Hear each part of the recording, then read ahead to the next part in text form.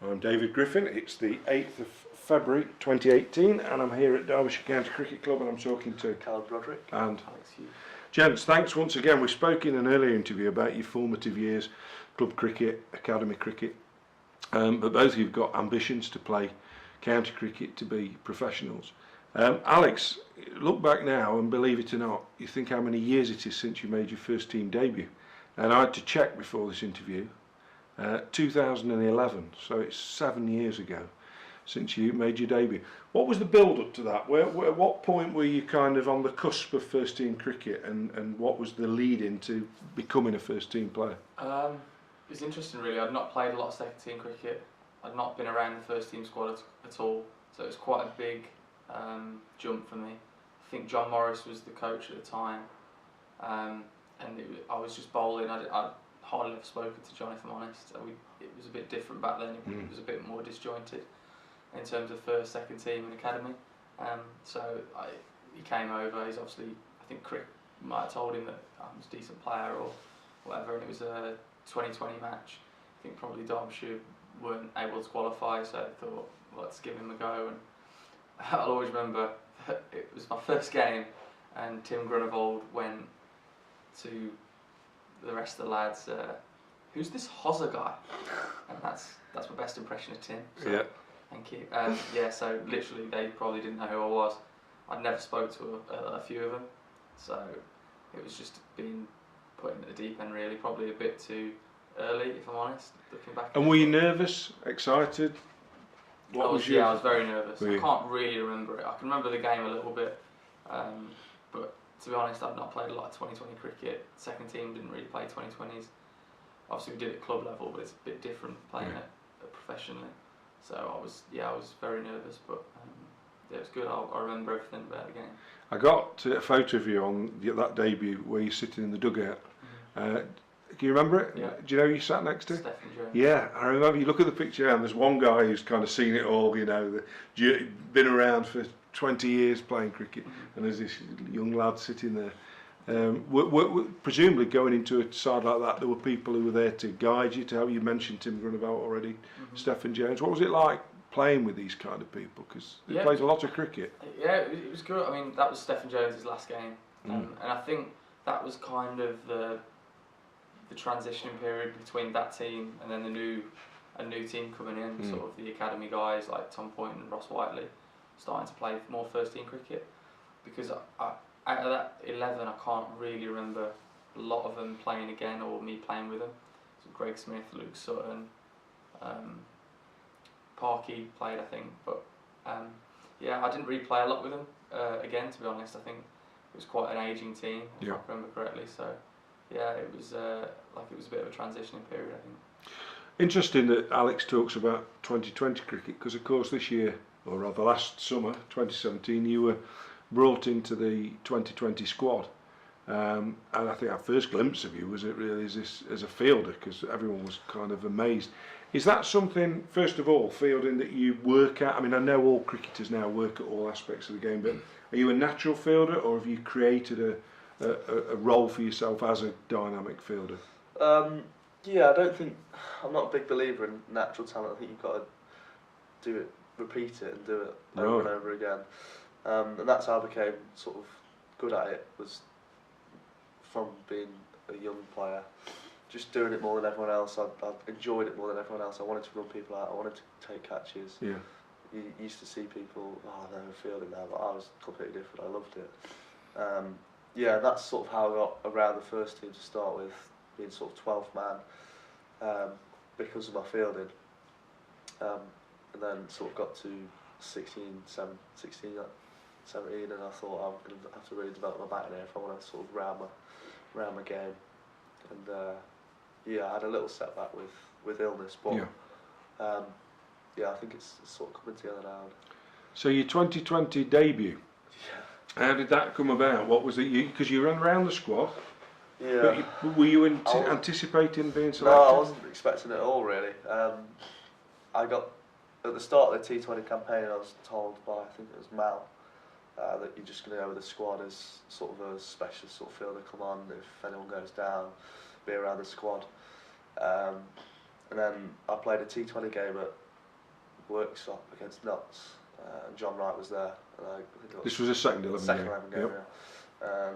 They had quite a strong side out. Then Christian, Footit, and I think we got 66 off 28 balls, something like that. And John Wright was there. And that was a couple of weeks before the Worcester game, maybe a week before. But I got told about an hour and a half before the game. Really? So I'm contemplating. Were you out doing the warm-ups? Yeah, I was doing the warm-ups, just having a net, and then I came back before we all got together and did the fielding. And Wills told me, yeah, you're in, because they were contemplating between me or Cots. So. And so before the game, on the way down, you got an idea you might play because Wrighty's been positive about, and Mal, from what you've done the week before. I wasn't going down you at weren't all expecting it. No. Right. I just thought.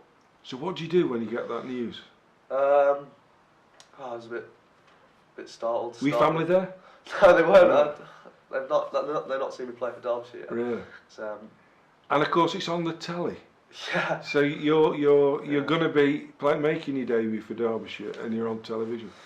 So what's it like? You're up in the dressing room, and of course Derbyshire had a really good. It was right at the start of the tournament. We'd won 2. We needed to win that because we'd lost 1, hadn't we? So how are you feeling? Obviously there were nerves there, but I think I was so up for it that they didn't really take over. I was obviously a little bit nervous, but I was more just determined to do well. And didn't really get to do much in the game as a whole, apart from drop that catch. Well, I'm glad you mentioned it rather than I. Far better cricketers than any of us would ever be of drop catches. It was a steepler after all, wasn't it? Yeah. And you had it, as I recall, you had it under your throat. In the shots. I watched it back on TV and it didn't look that high. It was a high catch. Yeah, it went up somewhere. I've never seen a high catch. Yeah. So yeah. But so what's it like from your perspective when you as an experienced player now, that when there's a young lad comes into the team, does it remind you of what it was like for you, and how do you treat these new boys? I get really excited when young people play, especially Cal. I didn't really know Cal that well. We didn't. I've never really seen him bat at all. He was 12th man in a game in 2013 against Middlesex here, and he took a couple of catches, got Owen Morgan out, and I remember playing in that, and I remember him being a gun The championship game, wasn't it, when we beat won? Middlesex. Yeah. And he was apparently gun fielder back then, so I'd heard about him, but I'd not really seen a lot of him. But I don't remember if I spoke to you much on that morning about wishing you good luck. I'm sure I did, because I try and say something to debutants about enjoying it and stuff. Because you don't really realise how special it is to make your debut when you're making it. I don't think, like, looking back onto my debut now, it's a lot more special than when I was actually made it. Because when I made it, I was like, okay, well, I'm sure a lot of people do this, but after a few years you realise, like, actually not many people.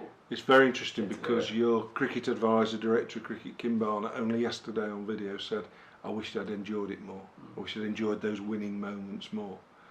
Which is quite interesting, that you don't always get it in the moment, you know. Yeah, it's taken me about probably 3 or 4 years to realise how good it is to win and play a lot. So I get very happy when we win, and I'm in charge of the team song at the moment, and take great pride in singing that when we get a win. So excellent. Yeah, well, you got a few outings last year, didn't it?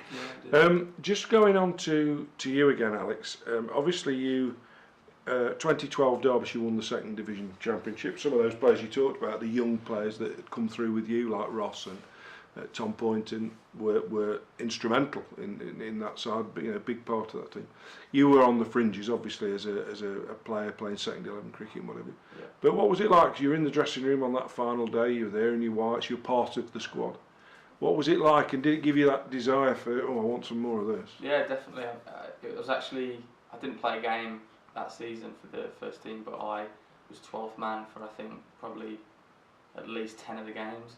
They actually started taking me and Pete Burr going round. Yeah.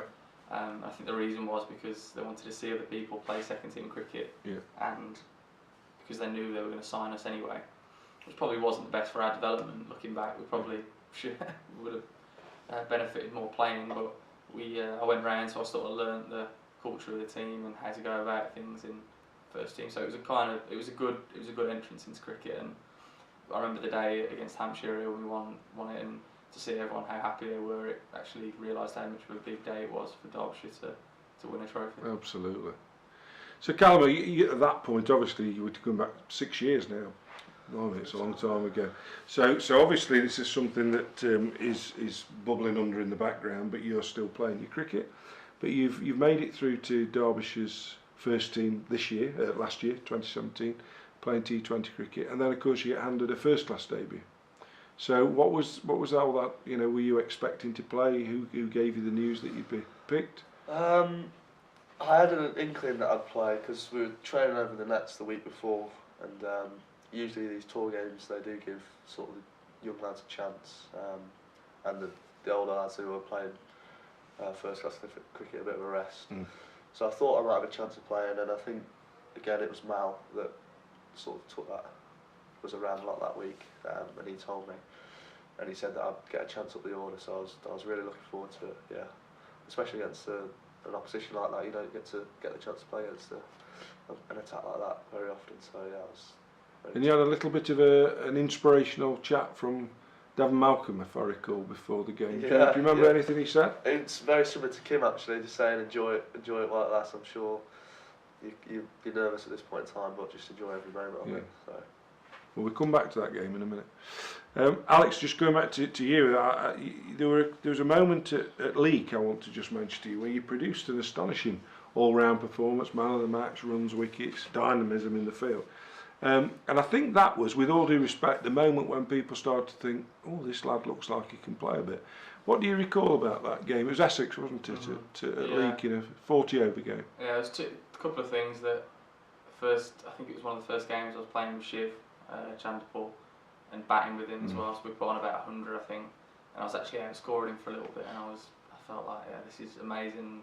I used to love batting with Shiv, although it was a very easy game for him. So every time I used to play him this at one, he'd tell me to switch on and get it together. Yeah, because he didn't really play him this at many, so it was a bit easy for him. And then the second one was hitting Graham Napier for 6 at one point, and I was just like, I sort of didn't realise I was a 6 hitter at that point. I was still quite small, and so hitting him for 6 was just a bit of a turning moment, and just thought, yeah, I can do really well at this, not just play. And is it games like that where you actually think I can play this game? This is a game I can earn a living at, and I can be a proper part of it. Yeah, definitely. It needs those little moments. I'm sure Cal had that when he got his 50 on debut, and I'm sure those little moments just reinforce what everyone tells you, but you might not believe them.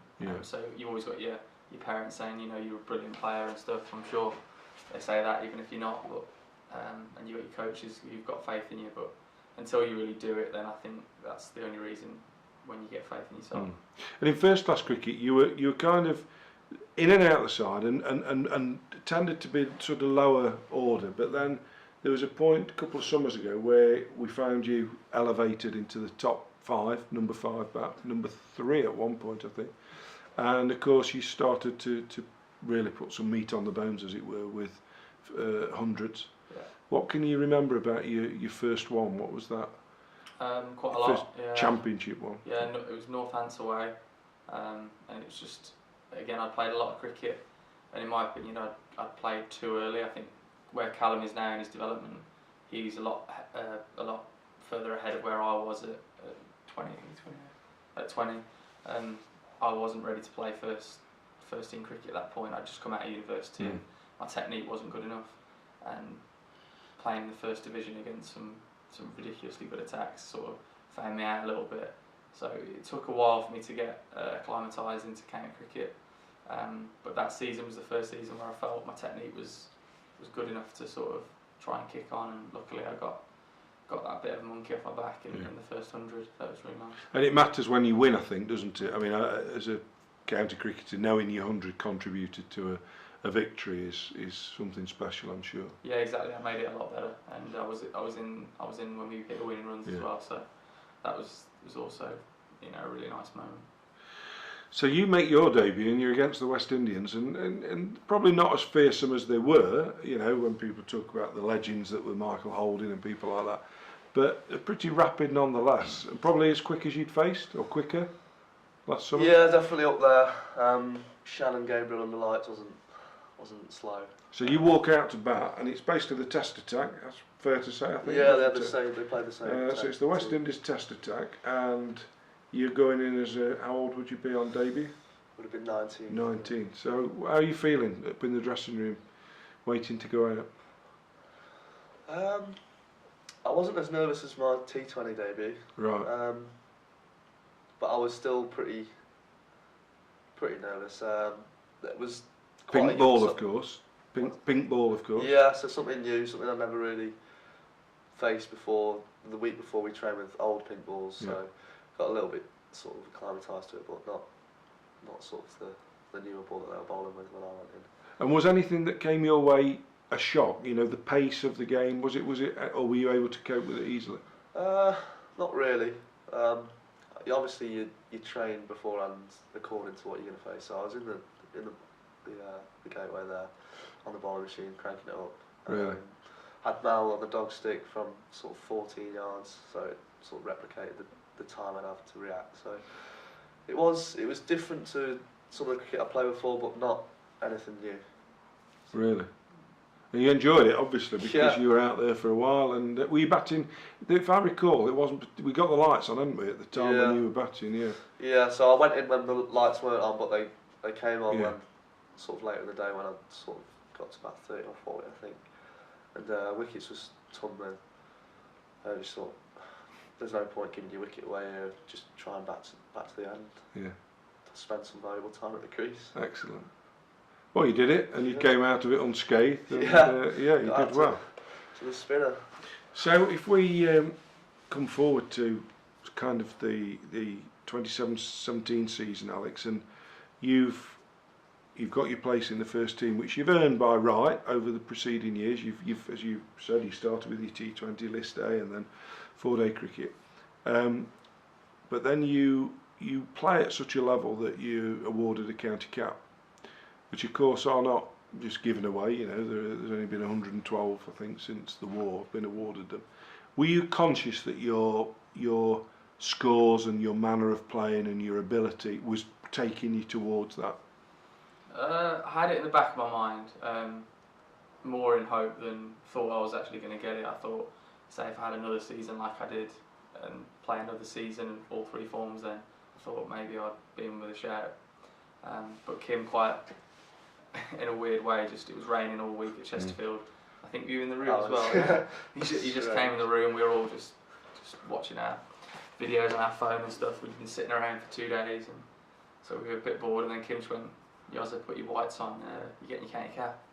I thought it was a joke. Yeah, I looked around. I was like, "Is he muling me off or what?" And so I got a bit excited, and I was like, "Okay, well, it looks like he's done." And I tried to go around telling everyone that I was about to get my county cap, so I was so excited. But yeah, it was an incredible honour, and it's worse for us in many ways, because the first people who get to know are people who are in the media, because they come and say, "We're going to cap Yoza." Yeah. And obviously, as a photographer, they come to me, "Griff, we're going to need you to." So you know, and all I want to do is exactly the same. You just want to go and tell people he's getting his cap, because we're so delighted when young players have come through and actually, get there. What I'm going to do is, because we're coming to the close of this little stretch, if you're happy to stick around, we'll just do another short interview about where we go in your careers from now. But for now, thank you very much.